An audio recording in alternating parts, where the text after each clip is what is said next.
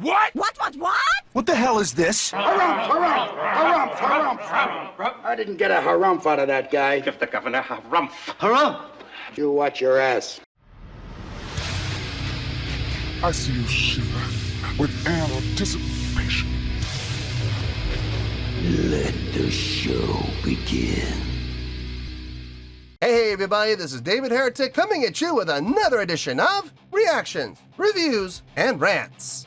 And tonight, okay, we're going back to Arctic Monkeys. Yes, indeed, Arctic Monkeys fans, feeling you. Come on now. Here we go. Before we go any further, for those of you who are feeling inclined to doing all of the clicks and the likes and the bibbidi-bobbidi-bob, do me a favor, before you do all that stuff, please watch the whole video first, okay? Give me a chance to actually earn those clicks and likes. Now, after the video's done, if you still feel like doing all those clicks and likes, then by all means, feel free to click away. This comes as a request from James Jackson, and it was also the winner of the Patreon request prioritization poll, winning with 43% of the vote, moving it from number 705 in the queue straight up to number 1. So yes, indeed, ladies and gentlemen, your voice, your vote does matter.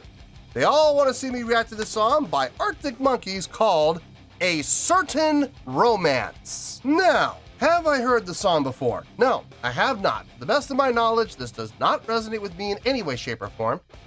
However, there's always a possibility I may have heard the song in passing and I just don't realize it. So as always, if I start listening to the song and I suddenly go, wait a minute, hang on, I recognize this song, I'll let you know. That's the truth. You know me, I'm gonna be honest with you guys. This was posted by Aldo Vasquez, okay? And the video has 65,000 views. It'll get you there. Other than that, there's really nothing else left to say. Link to the original video will be down below in the video description for your viewing pleasure at your leisure. Let's get started. What do you say? Are you ready? Are you ready? Because here we go. All right, here we go. Arctic Monkeys, A Certain Romance at Glastonbury 2013. Glastonbury. I've been kind of hit and miss with Glastonbury performances. Sometimes they go through without a problem, and sometimes they get blocked. So, I don't know. I guess we'll have to just wait and see how this one's going to go. All right, let's do this. All right, boy, let's do this. Thank you for having us. It's been a pleasure. We want to leave you with this one, like we always used to in the old days. It's called A Certain Romance, folks. Good night.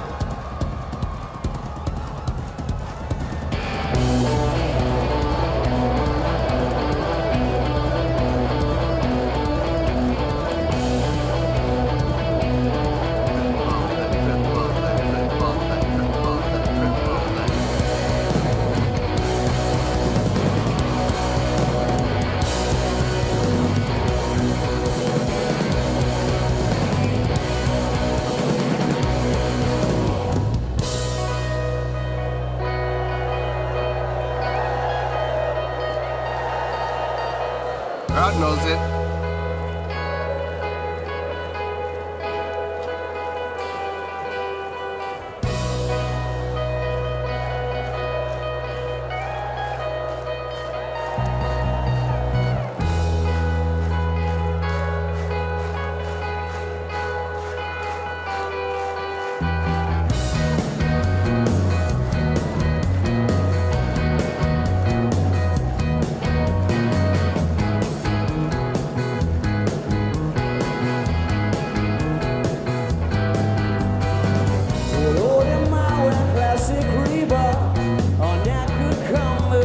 Tracky bombs, tucked in socks, but all of that's what the point is now.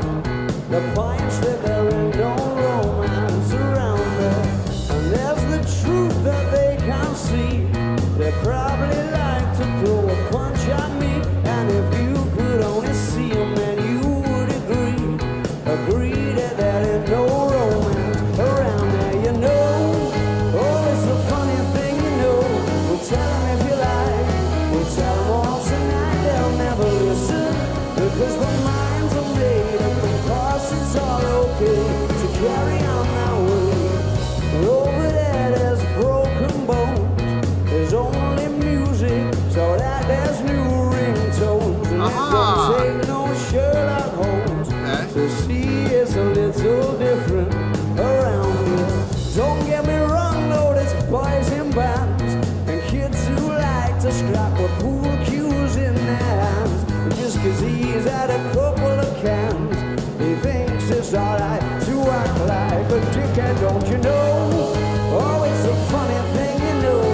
tell them if you like. We'll tell them all tonight, they'll never listen. Because the minds are made up of parts, it's all okay to carry on that way, but I said no. Oh no, well you won't get me to go. Not anywhere, not anywhere. No, I don't care.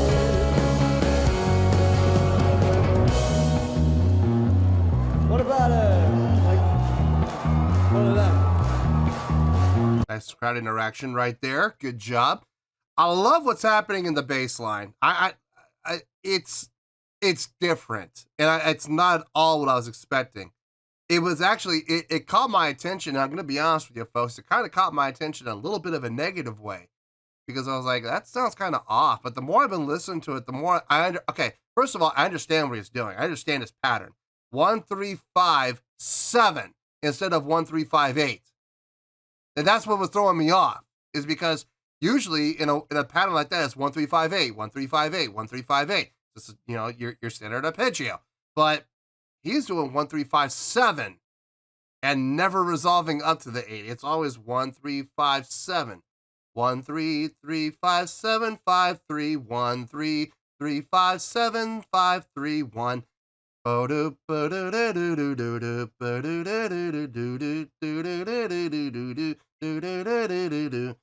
It's interesting. And like I said, at first I was like, I don't know about that. It sounds like it's playing a wrong note. No, he's not playing a wrong note. That's the riff.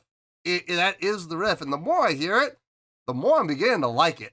That's weird, but I'm digging what he's doing. From a live show aspect, we've seen crowd interaction now. We haven't seen any stage interaction. We haven't seen anybody interacting with each other on stage yet. But good stage presence, good stage energy, feels good, looks good. Everything I'm seeing, everything I'm hearing so far sounds good. Production's there, obviously. Showmanship, yeah, showmanship. I'll give it that. I'll give it the showmanship. Yeah, the only thing I'm missing right now from the stage show is stage interaction. Haven't seen them interact with each other at all. Hopefully that'll change. We'll see. We'll see. Let's keep going. Excuse me. Let's keep going here.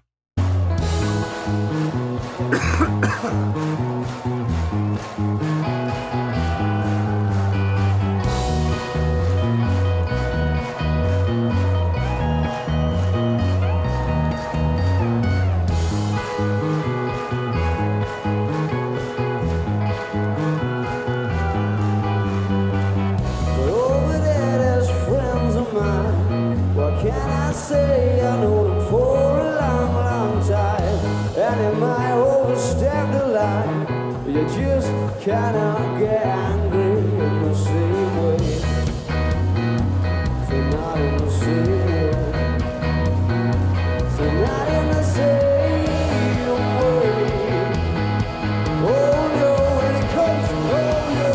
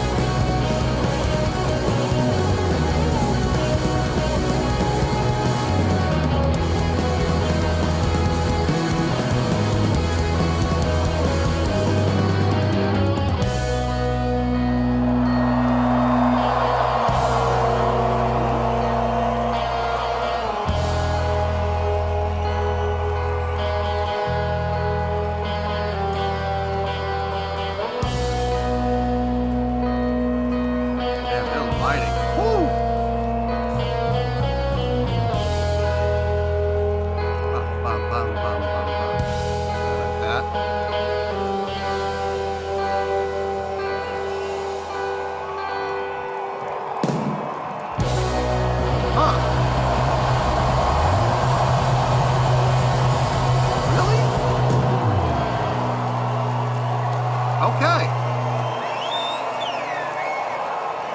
That was 6 minutes that flew by. I was getting ready to pause again.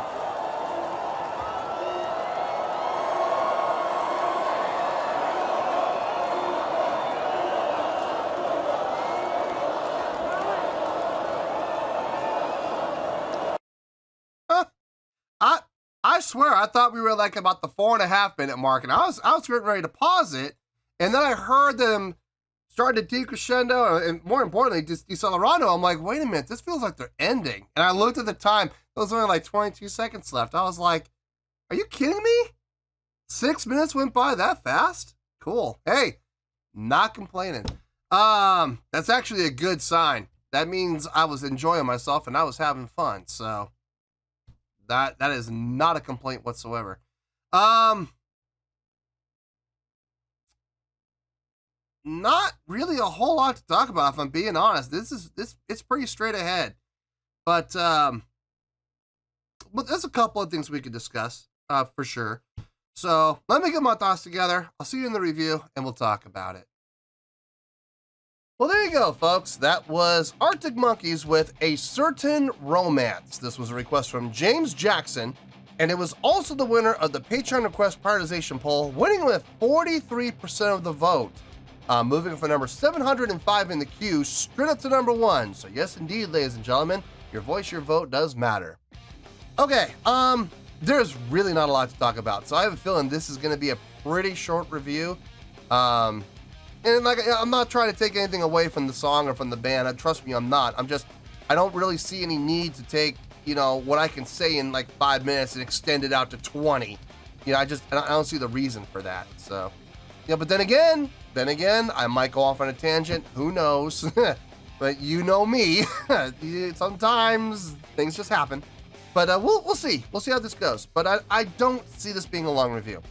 Let's start off with the rating, shall we? Out of a possible 5 stars, I'm going to give that, shockingly, and kind of believe it or not, I'm going to give that 4 stars.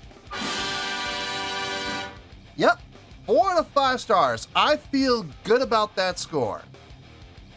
Let me tell you why. Why?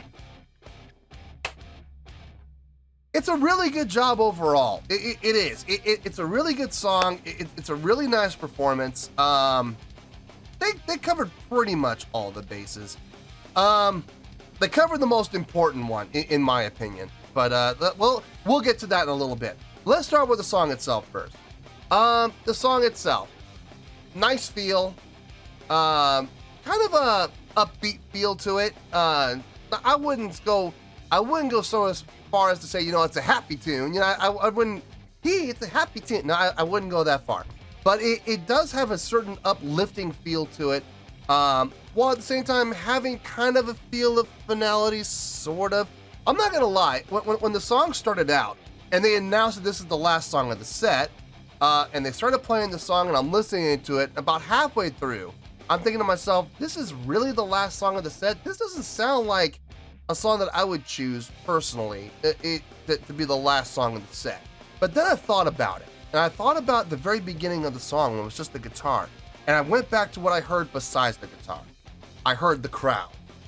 So this may not be from a song structure standpoint, from a chordal structure standpoint, from a chordal progression standpoint, from a feel standpoint, it may not necessarily be the best choice for a last song, but here's the thing, and what makes this work as a last song. I've always said this, you always want to end your concerts when you're putting your set list together. You always want your last song to be a song that the crowd knows and the crowd recognizes. You want to send the crowd home happy, on a high note. Clearly they did this. They did that clearly. And the reason I'm saying that is, if you listen to the beginning of the song, the crowd singing along with the guitar parts. That does not happen very often. It really doesn't. So they definitely did a good job picking this song as the last song, knowing their audience and knowing that the audience clearly knows the song, enjoys the song, and feels compelled from past experience I'm sure, playing the song live. The band knows from past experience that the crowd loves to sing along with the song. That's a great way to end a show. It is. It may not be the most impressive. It may not be the most energetic. It may not be the most, bombastic, but at the same time, you're definitely playing to the crowd. You're playing a song the crowd knows. You're playing a song the crowd enjoys, and you're playing a song that the crowd, for a fact, is going to sing along with. Not a bad way to go at all, in all honesty. I was questioning it until I thought about it, and I'm like, actually, you know what? That makes perfect sense to pick a song that the crowd's going to sing along with. What a great way to end the show. So yeah, no issues there. The guitar playing was really nice, light. I wouldn't say. Okay, I'm gonna try my best to compare the guitar playing to like a vocal style. Light, yes. Sort of breathy in a way, but not thin, not weak. Kind of sparse a little bit, but at the same time full sounding. It's hard to describe, but it was very appropriate for the style of song and for the feel of the song. What was happening when the guitar started really nice. Drumming, really, really well done. Active when needed to be active, subdued when needed to be subdued. And great dynamics to boot. When I say subdued, I'm not talking about from a dynamic standpoint. I'm talking from a playing standpoint, like what he was actually playing, how many times he would hit the drums, being super active to being more laid back, you know what I mean? Not from a dynamic standpoint. Dynamics took care of themselves. So no, I'm not taking that into account at all. That they took care of themselves on their own. The bass playing. This is one of the things that really got my attention. That riff that he came up with. The 1 3 3 5 7. What? Not 8? Not 1 3 5 8? Not your typical arpeggio? No. 1 3 3 5 7 5. 1 3 3 5 7 5. 1 3 3 5 7 5. I'm sitting here listening to that going, and I remember the first time I paused, I talked about this at length, so I'm not going to talk about it at length here. I'm just going to say it was different. At first, it was a little off-putting to me. If I'm being honest with you, I was a little put off by it, but then the more I listened to it, I was like, you know what? I see what he's doing. The more I listen to it, the more it's growing on me. It's growing on me like moss or like mold. It's just growing on me slowly, more and more and more. But the more I listened to it, the more I found myself enjoying it. So I'm not complaining about it. I'm not. I thought it was actually different. I thought it was really nice. The movement within the bass in particular, throughout the entire song. His bass playing was really nice. Vocally, it got the job done without question. I'm not going to sit here and say the vocals were impressive, but they fit the context of the song and they fit like a glove. So I got no issue with it. Just don't expect me to sit here and lie to you guys and go, oh, it's the most impressive vocals I've ever heard in my life. No, it's not. No, it's not. But it did the job. And you don't want some amazing vocalist coming in and singing a song like this. You don't want that. What he did fit, and I got no problem with it. As far as the live show goes, they hit most of the boxes. Stage presence was there without question. Crowd interaction was there without question. Showmanship was there without question. Stage energy, it was there. It was there. There was some movement happening on the stage a little bit. So I'll give it to him. Stage interaction, there was none. There was none. But you know what? Still 4 out of 5. It's not bad. Production was there. They had production. With the lighting, boy, their lighting. Whew, God. I remember they had that one shot from not exactly stage right, facing stage left. It was a little more in front, but the lights, holy smokes, they were overloading the lens, and I'm sitting here thinking to myself, what is the crowd seeing? Just pure light, especially if they're in the front. Oh man, that could be pretty brutal. They might not be able to even see the people on the stage. I may be having the light shine directly in their eyes. That's never fun. But there were some times where the lights got super bright, but it still worked. It definitely worked. No, overall, I think it's a really good job. I think they did a really nice job for playing the song. I think they did a really nice job performing the song in a live setting. So yeah, really nice job overall. Really good job. So I got no problem giving it that 4-star rating at all. Last thing, and this had nothing to do with the score. Nothing. But I couldn't help notice the drummer was wearing a Royal Blood shirt. I have no problem with cross promotion across bands. We used to do that all the time. Not so much anymore. We should kind of go back to doing this, I think. But there was a time where we were touring and we'd be playing with other bands and we would say, hey, you know, and we'd be the headliners or we'd be supporting, whatever the case may be, but especially if we're headliners, this is when we would initiate. And we would go up to our opening acts and we'd go, hey, listen, you guys have merch? Because if you do, we'd love to get some of your shirts and wear them on stage so we can promote you guys. And if you don't mind wearing some of ours, you know, and we would cross promote and, you know, they wear some of our swag and we'd wear some of their swag on stage. And, you know, it was fun. It's always good to kind of support the other bands that you're playing with or support, you know, some of your favorite bands in general. Never a problem with that. I used to do that all the time. And it's always kind of good because, you know, it helps boost everybody's merch sales. So if you guys are in bands and you want to boost your merch sales, try that approach. You know, and don't be afraid, guys. If you're opening bands, and I say this to opening bands all the time, don't be afraid. Go up and talk to the headliners. Seriously, don't be afraid. Go up and ask those questions. What's the worst they're going to say? No? Then fine. Then you don't.